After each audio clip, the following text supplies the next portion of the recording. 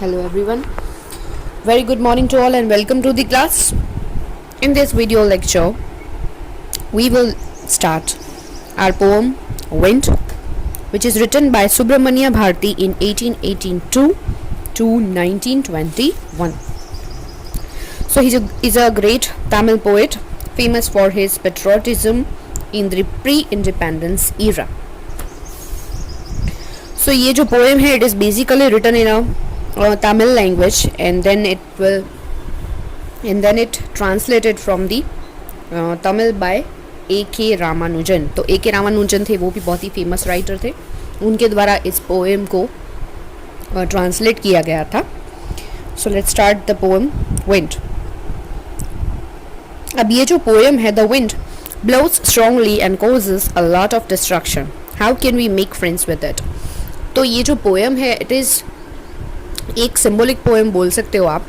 Through the wind poet का कहना ये है कि लाइफ में दो एक स्ट्रॉन्ग पार्ट होता है और एक वीक पार्ट होता है.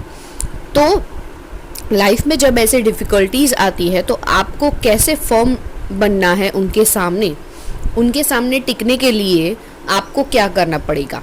तो थ्रू द सिंबल विंड का जो सिंबल दिया गया है, थ्रू दिस हमें ये सिखाया गया है कि आपको अपनी लाइफ में जो भी डिफ़िकल्टीज़ आती है, जो आपको नुकसान कर सकती है या आपको पीछे छोड़ सकती है, उन चीज़ों से आपको कैसे बाहर आना है.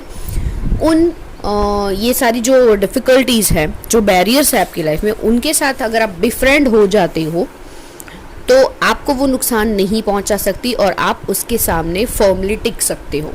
Right? So let's start the poem. Wind, come softly, don't break the shutters of the windows, don't scatter the papers, don't throw down the books on the shelf. There's look what you did, you threw them all down. यहाँ पर उन्होंने wind को address करके first stanza है उसकी शुरुआत की है. कम सॉफ्टली, बहुत धीरे से आना. क्यों?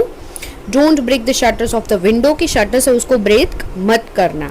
स्कैटर्स द पेपर्स, पेपर जो है उनको स्कैटर्स मत, उसको बिखेर के मत रख दो उसको, क्योंकि हवा जो है वो बहुत ही स्ट्रॉन्ग होती है और पेपर जो है बहुत ही हल्की चीज़ है, तो आसानी से वो बिखर जाते हैं. Don't throw down the books on the shelf, shelf पर जो बुक्स पड़ी हैं उसको मत गिराओ. And look what you did, देखो तुमने क्या किया. You threw them all down, तुमने सारी चीज़ों को गिरा दिया है. तो इन द फर्स्ट स्टांजा यहाँ पर विंड की पावर दिखाई गई कि वो कितनी स्ट्रॉन्ग है. You tore the pages of the books, you bought rain again, तुमने बुक्स के पेजेस को टोर फाड़ के रख दिया है. एंड ब्रॉट रेन अगेन, और वापस तुम रेन को लाए हो. You are very clever at poking fun at weaklings, तुम बहुत होशियार हो किसमें?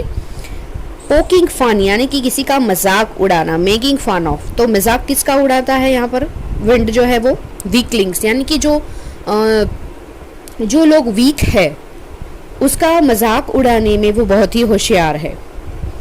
तो frail crumbling houses, crumbling doors, crumbling rafters, crumbling wood, crumbling bodies, crumbling lifes, crumbling hearts.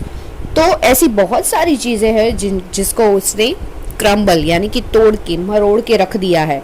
सो क्रम्बलिंग हाउस यानी कि कुछ ऐसे घर होते हैं जो पक्के नहीं होते, मतलब कच्चे होते हैं. अगर घर बहुत ही वीक है तो वो उसे भी क्रम्बल कर सकता है. डोर्स है, राफ्टर्स है, वुड है, बॉडीज यानी कि ह्यूमन बॉडीज जो है, लाइव्स है, हार्ट्स है, इन सारी चीज़ों को क्रम्बल किया है. The wind god winnows and crushes them all.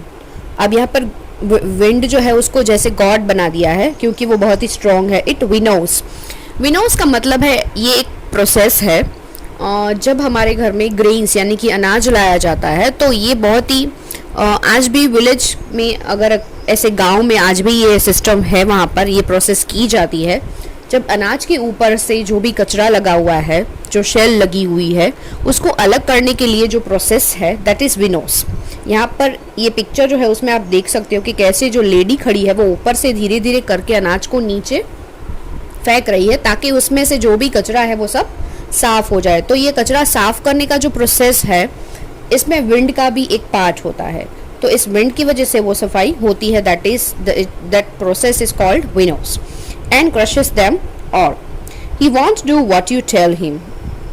वो जो विंड है, अगर आप उसे कुछ बोलोगे करने के लिए तो वो तो बिल्कुल वो काम करेगी ही नहीं।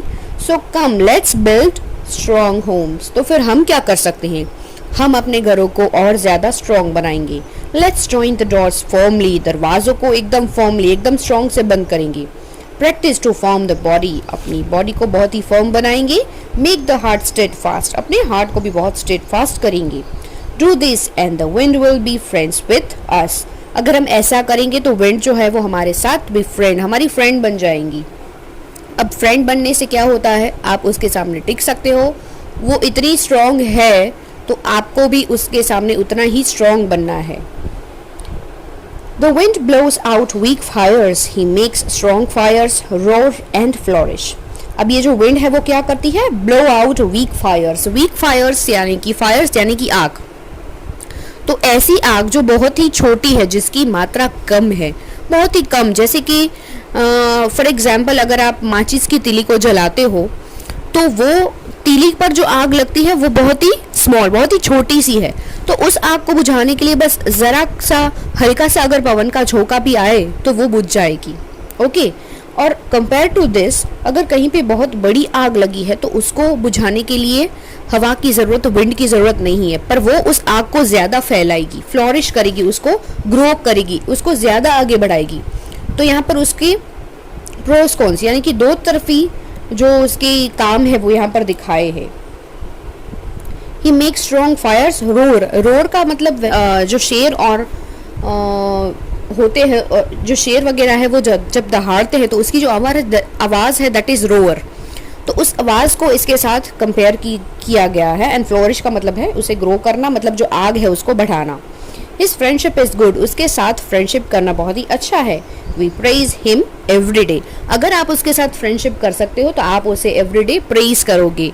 आप फ्रेंडशिप करोगे उसका मतलब ये है कि आपको बहुत ही स्ट्रॉन्ग बनना है, क्योंकि लाइफ में ऐसे प्रोज एंड कॉन्स, ऐसी बहुत सारे डिफ़िकल्टीज आती है, पर अगर आप उसके सामने फर्मली एकदम से स्ट्रॉन्ग माइंड के साथ अगर खड़े रहते हो तो वो जितनी भी बैरियर्स है, जो डिफ़िकल्टीज है, जो चैलेंजेस है आपकी लाइफ में, वो आपके फ्रेंड बन जाएंगे। And you praise every day. A very beautiful poem written by Subramania Bharati, and I hope you get the message of the poem. So here we are end our poem. I hope you understand it well. Thank you.